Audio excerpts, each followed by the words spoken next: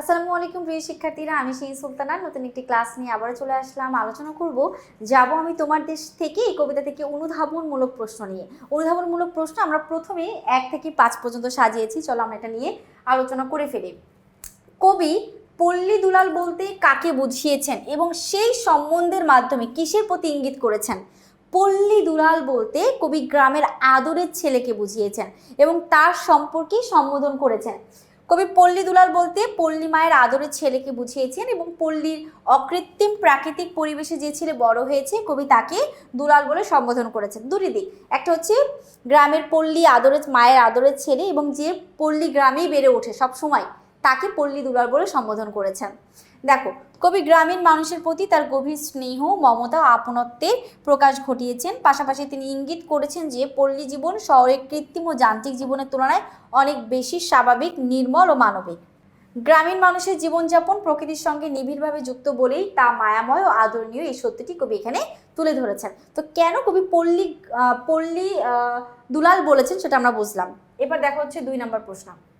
আকাশ যাহার বনের শীর্ষে, মানে উপরে, মাথার আকাশ যাহার বনের উপরে, দিকহারামার চরণ ঘেঁষে, চরণটির মাধ্যমে প্রকৃতির কোন গভীর চিত্রটি ফুটে উঠেছে? কবি এখানে প্রকৃতির অনাবিল এবং বিশালতাকে, বিশাল সৌন্দর্যকে প্রকাশ করেছেন। তার কথা হচ্ছে বনের উপরে একটা বড় আকাশ, সে আকাশের চরণ ঘেঁষে আছে, মাঠে মানে আকাশে মেঘ, সেই মেঘটা মাঠে দেখা যাচ্ছে।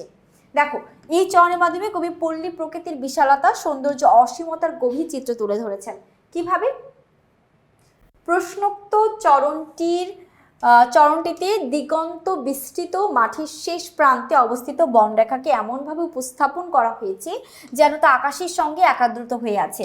মাঠগুলোকে বনের চরণ ছুঁয়ে আছে বলে কল্পনা করে কবি প্রকৃতির কমলতা, স্নিগ্ধতা রূপ ফুটিয়ে তুলেছেন।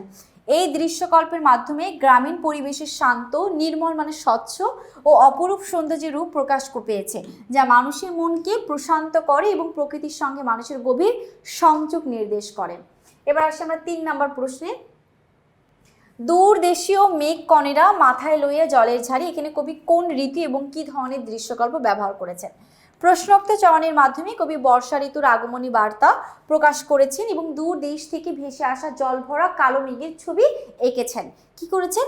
দূর দেশীয় মেঘ কণেরা, মানে দূর দেশ থেকে মেঘের মেয়েরা, এখানে বর্ষা ঋতু যে আসছে, মানে দূর আকাশে বর্ষা ঋতুর আগমন দেখা যায় এবং মাথায় নিয়ে জলের ঝাড়ি, মানে মাথায় মেয়েরা জল ভরা কলসি নিয়ে আছে, অর্থাৎ বর্ষা ঋতুর আগমন বার্তা কবি এখানে প্রকাশ করেছেন।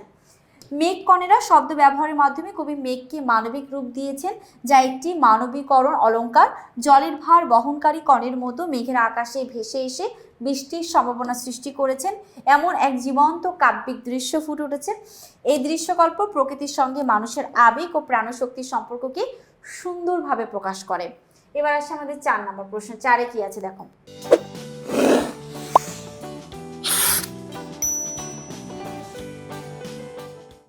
চারে বলেছে কবি কেন পথকে হাওয়া মেয়ের এলো মাথার শীতির মতো বর্ণনা করেছেন? দেখো, কবি গ্রামের মেঠো পথকে হাওয়া মেয়ের এলো মাথার শীতির মতো বলে উল্লেখ করেছেন।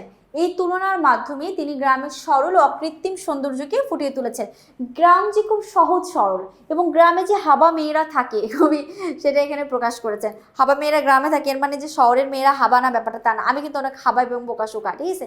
আমি কিন্তু শহরে থাকলেও আমি কিন্তু চালাক চতুর না। তো যাই হোক, কবি হাবা মেয়েকে দ্বারা যেটা বুঝাইছে, মেয়েরা নর্মালি স্মৃতি সোজা কাটে, সোজা হয় মাথার চুলের স্মৃতি, বাট হাবা মেয়েরা এলোমেলো স্মৃতি হয়। তো কবি হাবা মেয়েটাকে দ্বারা গ্রামের প্রকৃতির সৌন্দর্য বা গ্রামের মানুষকে খুব সহজ সরলভাবে প্রকাশ করেছেন, সেই জন্য কবি এলোমেলো স্মৃতির কথা এনেছেন। গ্রামের মেঠো পথগুলো সাধারণত সরু, মানে চিকন, কাঁচা এবং এলোমেলোভাবে বাঁকা হয়ে থাকে। অনেক সময় এগুলো ঘাসের মধ্যে লুকিয়ে থাকে বা কাঁচা মাটি দিয়ে মোড়ানো থাকে। কবি এই পথকে হাবা মেয়ের এলোমেলো স্মৃতির সঙ্গে তুলনা করে দেখিয়েছেন যে যেমন হাবা মেয়ের স্মৃতি অগোছালো হলেও মায়াময়, তেমনি গ্রামের পথগুলো অগোছালো হলেও আকর্ষণীয় ও প্রাণবন্ত। এই তুলনা গ্রামের জীবনধারার সরলতা, প্রাকৃতিক সৌন্দর্য এবং গ্রামীণ জীবনের আগোছালো অথচ মায়াময় রূপকে চিত্রিত করেছে। তো সুন্দর একটি প্রশ্ন আমরা আলোচনা করলাম। এবার আমরা যাব হচ্ছে 5 নাম্বার প্রশ্নে। 5-এ কি আছে দেখো।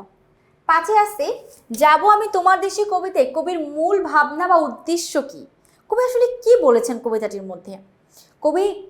পল্লী কবি তিনি তার গ্রামকে অনেক ভালোবাসেন, তিনি শহরের জীবনটা আর চান না, তিনি তার পল্লী গ্রামের আদরের ছেলের সঙ্গে, পল্লী দুলালের সঙ্গে গ্রামে যাবেন, মানসিক শান্তি পাবেন। সেখানে নদী নালা, গাছগাছালি, পাখি, নারী, মেয়েরা যা কিছু আছে কবির দৃষ্টিতে এক অনন্য রূপসী। তো কবি সেই শান্ত প্রকৃতির সৌন্দর্যে যাবেন এবং সেজন্য কবি সেই প্রকৃতির কথা বর্ণনা করেছেন বা প্রশংসা করেছেন। এটাই হচ্ছে যাবো আমি তোমার দেশ। আচ্ছা, যাবো আমি তোমার দেশে কবিতে কবি শহরে জীবনের কৃত্রিমতা, জটিলতার বিপরীতে গ্রামীণ জীবনের সরলতা, শান্তি ও প্রকৃতির প্রশংসা করেছেন।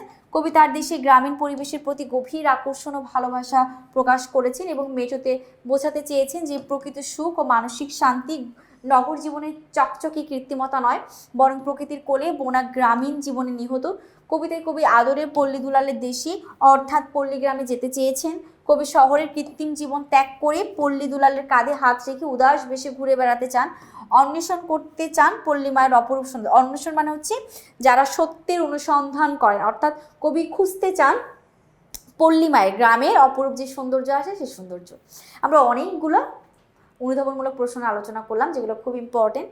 আমি বলছি এই বইয়ের পাশাপাশি আমাদের যেই পাঠ্য বইটা আছে বাংলা প্রথম পত্রের জন্য, সেই পাঠ্য বইটা অবশ্যই ভালো করে পড়তে হবে। আজকে এই পর্যন্তই। আল্লাহ হাফিজ, আসসালামু আলাইকুম।